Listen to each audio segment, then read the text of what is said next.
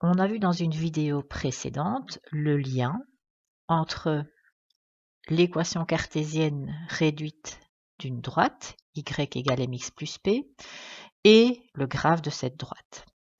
Le p qui apparaît dans cette équation s'appelle l'ordonnée à l'origine.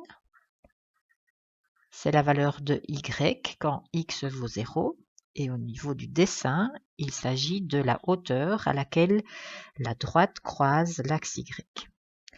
L'autre paramètre, la pente, m, peut se calculer de deux façons. Si on connaît deux points de la droite, par exemple le point A et le point B, eh bien la pente va s'obtenir en faisant la différence des y sur la différence des x, delta y sur delta x. Si par contre on connaît l'inclinaison, l'angle formé par la droite et l'axe des x, eh bien la pente est égale à la tangente de l'angle alpha. Pour les droites horizontales et les droites verticales, qu'on appellera des droites particulières, il y a quelque chose de spécial qui se passe au niveau de leur équation. Alors regardons cette droite horizontale-ci.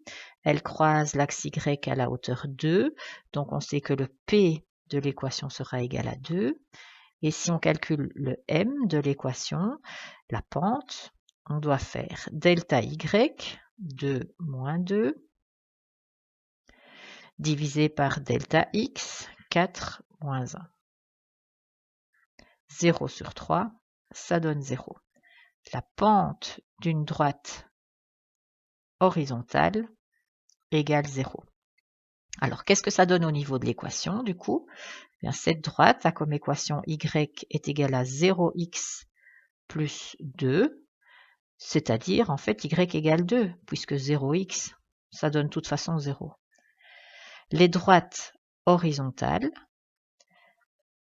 ont toutes une équation qui va être du type y égale p, p étant la hauteur à laquelle la droite croise l'axe y. Voyons maintenant les droites verticales. Cette droite verticale-ci passe en x égale 4. Si on veut calculer la pente et l'ordonnée à l'origine, ben on est un peu embêté parce que P, c'est le croisement avec l'axe Y, ben il n'y en a pas, puisque la droite est justement parallèle à l'axe Y. Et si on doit calculer la pente, on est censé faire, je ne sais pas moi, delta Y sur delta X avec le point A et B comme ils sont là par exemple, donc moins 3 moins 2 pour le delta Y, divisé par 4 moins 4, ce qui donne moins 5 divisé par 0. Et là aussi, ma machine, elle me dit materor. En effet, on ne peut pas diviser par 0, c'est interdit.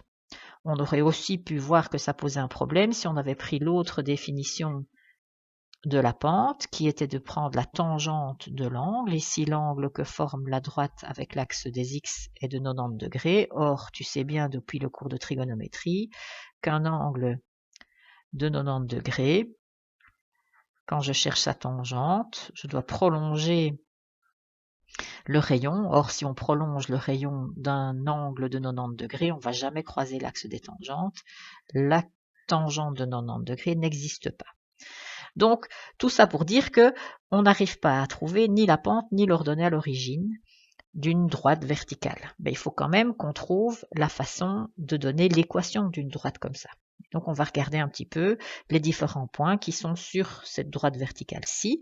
Eh bien, j'ai le point 4, 2, j'ai le point 4, moins 3, mais j'ai aussi le point 4, moins 2, le point 4, moins 1, le point 4, 1, le point 4, 3, etc., etc. Et donc, on voit que chaque fois, les points qui sont sur cette droite ont un x qui vaut 4. Et le y, lui, peut prendre n'importe quelle valeur. Ceci, x égale 4, va être l'équation cartésienne de la droite qu'on vient de dessiner.